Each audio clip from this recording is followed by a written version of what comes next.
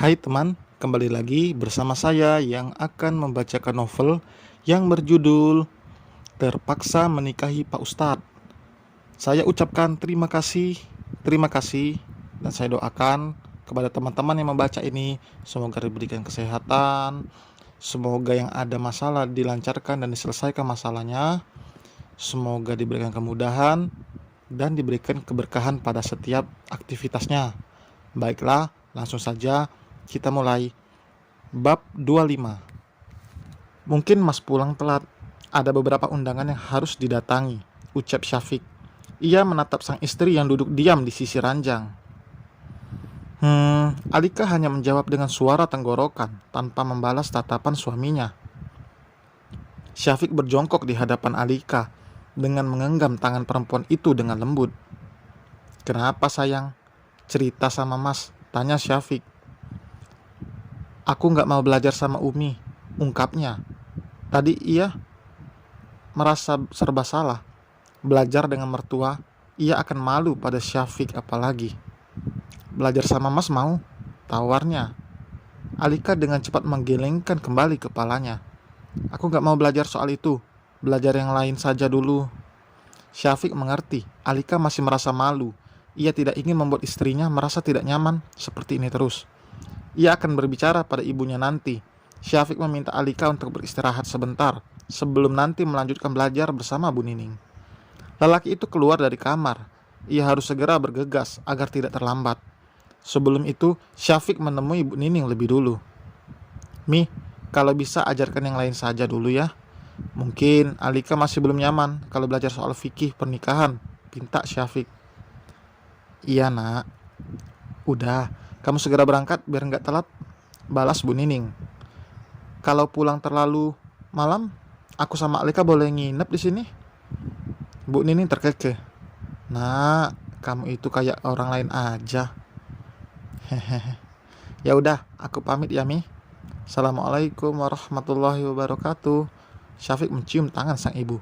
Waalaikumsalam warahmatullahi wabarakatuh.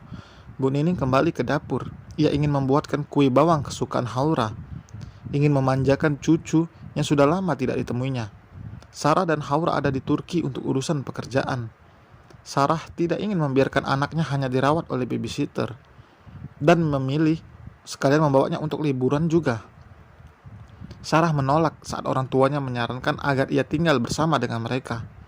Bukan tidak ingin, Sarah hanya malu jika terus merepotkan orang tuanya yang seharusnya di usia seperti ini fokus ibadah dan juga menghabiskan waktu untuk hal-hal yang mereka senangi.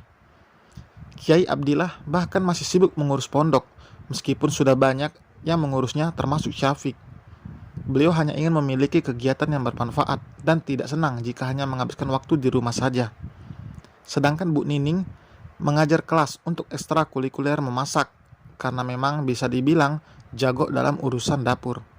Alika harusnya belajar dari mertuanya, tapi sepertinya hati perempuan itu belum tergerak. Rencana berapa lama kamu di sini? Tanya Bu Nining pada Sarah yang baru saja masuk ke dapur. Insya Allah seminggu Mi. Enggak sekalian sebulan aja.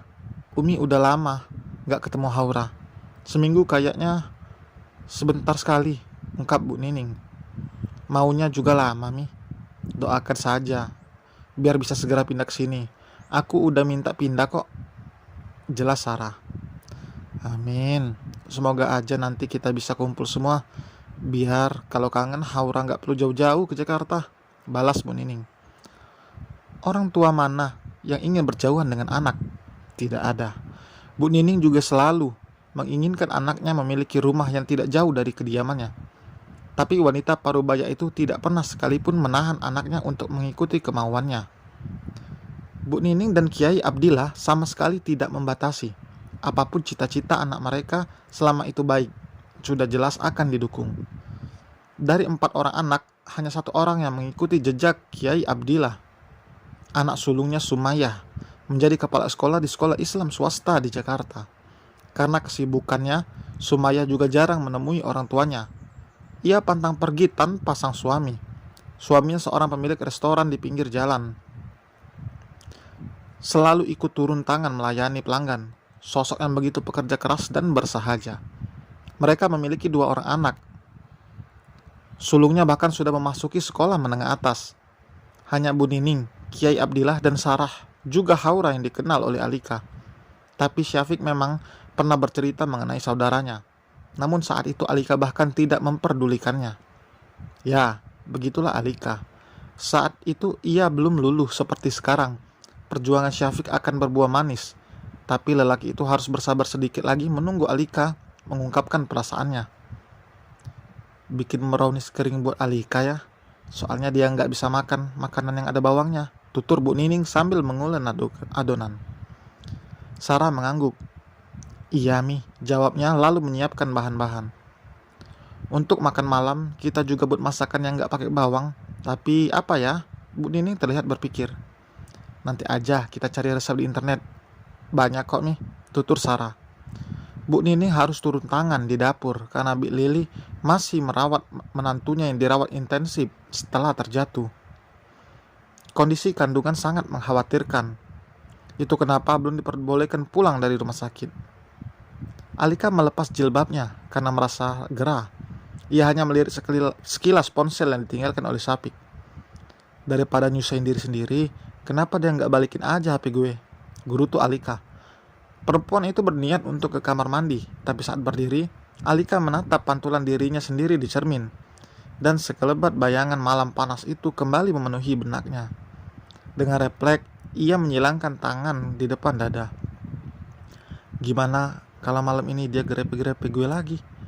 Meskipun enak, tapi kan gue malu. Kenapa gue bilang enak sih? Alika memukul kepalanya gemas karena pemikirannya sendiri. Perempuan itu memutar tubuhnya ke kanan dan ke kiri. Ia berpikir dirinya akan bisa langsung hamil setelah 1 kali melakukannya.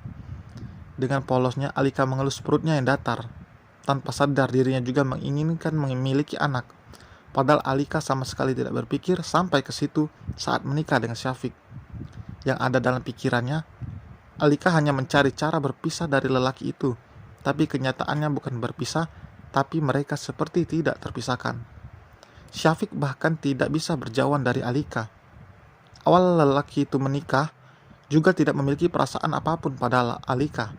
Tapi karena ia merasa mencintai istri itu adalah kewajiban, Syafiq mulai belajar menerima Alika sebagai istrinya. Memperlakukan perempuan itu layaknya seorang ratu. Tidak pernah sekalipun berniat untuk menyakitinya. Meskipun seringkali kata-kata atau perbuatan Alika malah yang menyakiti Syafiq. Kalau gue hamil gimana ya? Jadi mama muda dong. Alika cekikika sendiri membayangkan saat nanti ia memiliki bayi. Seharusnya perempuan itu belajar dari sekarang bagaimana cara mengurus diri dan juga suaminya sebelum hadir buah hati di tengah-tengah mereka. Jangan sampai mengurus diri saja tidak tahu, Alika harus dihadapkan untuk mengurus anaknya nanti. Meskipun ingin menimang cucu dari Syafiq, tapi Bu Nining dan Kiai Abdillah tidak pernah mendesak karena mereka percaya jika itu kuasa Allah. Jika sudah waktunya, pasti akan datang dengan sendirinya. Apalagi dengan Alika yang masih remaja dan labil, ini pasti akan sulit saat perempuan itu memiliki anak. Sebelum pikirannya dewasa, yang ada Syafiq seperti mengurusi 2 anak.